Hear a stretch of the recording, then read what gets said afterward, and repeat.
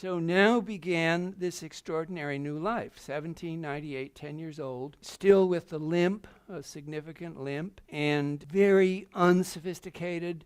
Now remember, he was moving into nobility. He was moving into a property that was owned by the Lord Byron, and here's a room where he did a lot of his work. This is, poetry and stuff like that. Here's where he did some of his other work.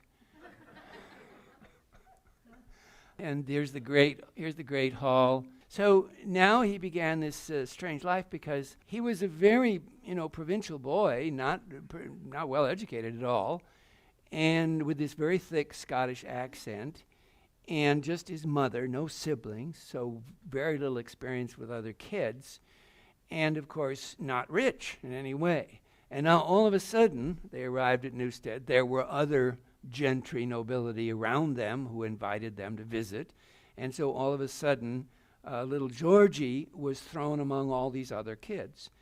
He was very romantic even as a kid, so he was already dreaming great dreams and falling in love, and right away he fell in love with a beautiful girl, and so he met these other children and met beautiful Mary Hayworth, who was from a nearby farm, and fell in love with her. And then one day they were all playing in the garden, and she was talking to one of the other little girls, and one of the other little girls said, "Oh, do you like Georgie? Georgie, is that your boyfriend?" And she said, "Oh, no, that little lame boy, I wouldn't want to be with him." And he was just devastated. He was just absolutely devastated because, of course, he was telling himself maybe they didn't notice. He's limping around. Maybe nobody's noticed. Of course, this was a confirmation that everybody had noticed.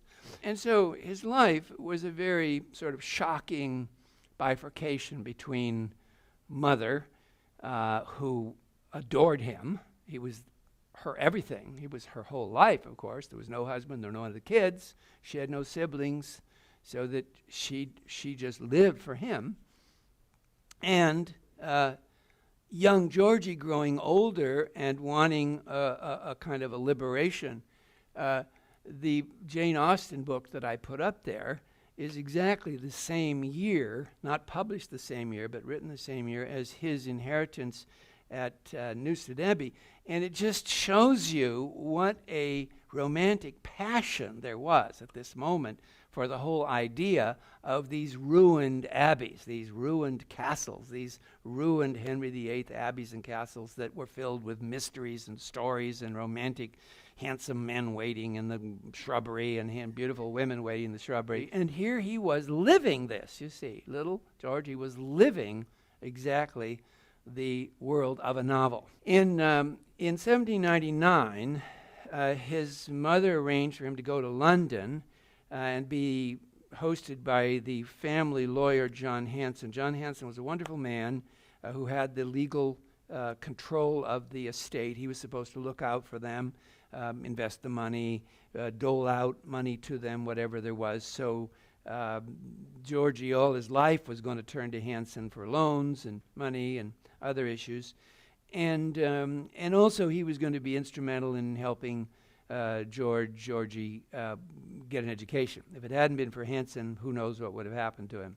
In any case, during this trip, 1799, he visited a doctor, and this doctor was supposed to perform some surgery and maybe fix his foot, and there was some improvement. But the most important thing that happened during the visit was little Georgie was playing with John Hanson's son. They were same age, and he told the son about these amazing experiences he was having at Newstead Abbey with his nurse, Mary Gray.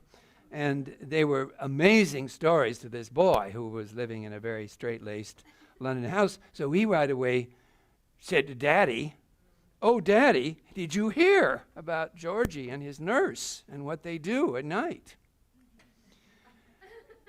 What they were doing, I'll just clue you in, what they were doing was May would crawl into his bed with him every night and was initiating him into the pleasures of sex.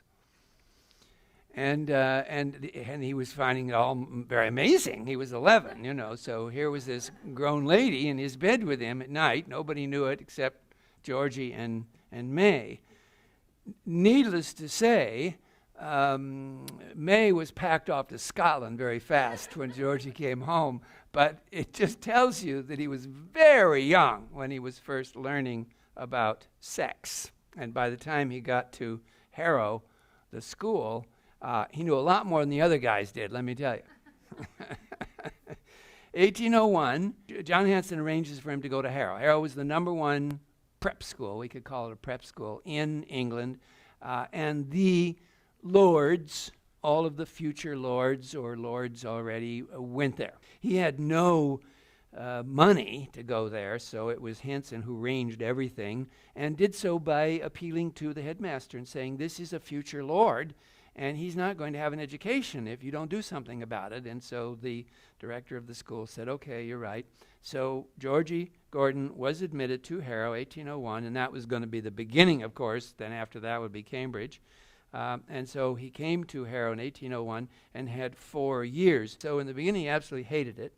But the headmaster was very good to him and understood the situation and realized someday he was going to be Lord Byron, and so helped him in every possible way. He fairly quickly carved his own niche at the school. He was brilliant.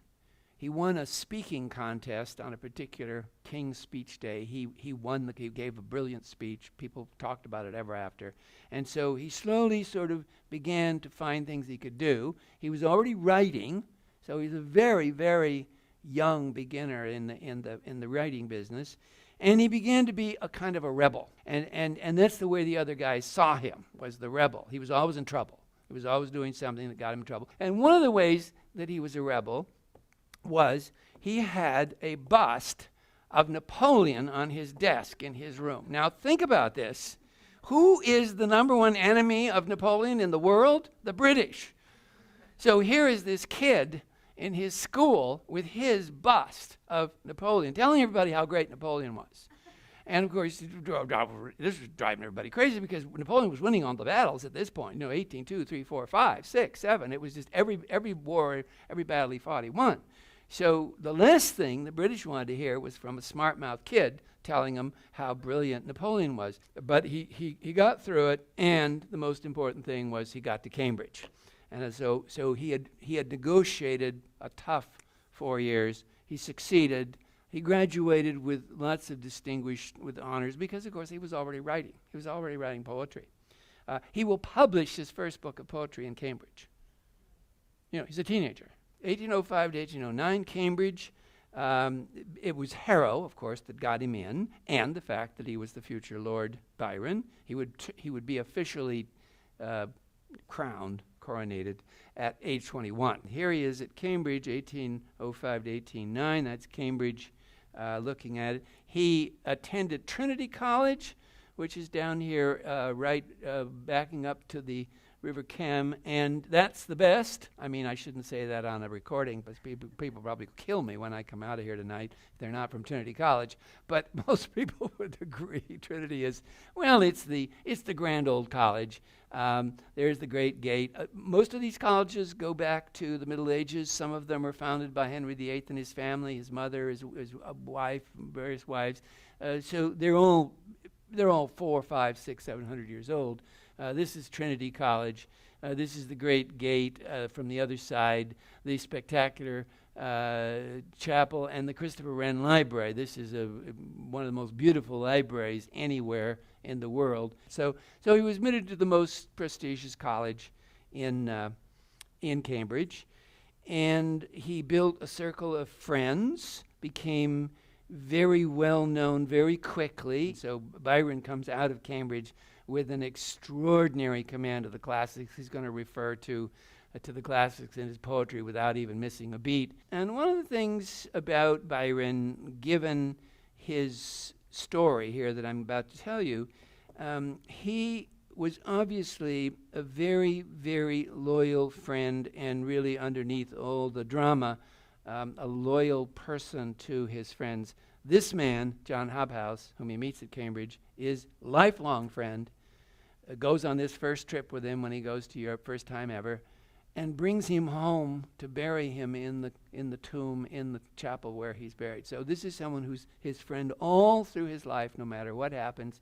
And there were lots of other people in that same category. So whatever wildness and romantic craziness there was to him, the fact was his friends adored him. And so the life at Cambridge was, for him, wonderful. He loved it because, of course, now he was among other brilliant, witty aristocrats who treated him as an aristocrat. He dropped his Scottish accent by training himself rigorously so to get rid of it. And so then whenever his mother would come around to the college, and you can imagine how frequently she wanted to come visit, he would be so embarrassed that he would hide her, somewhere, so no one would hear his mother talk. So she never met any of his friends.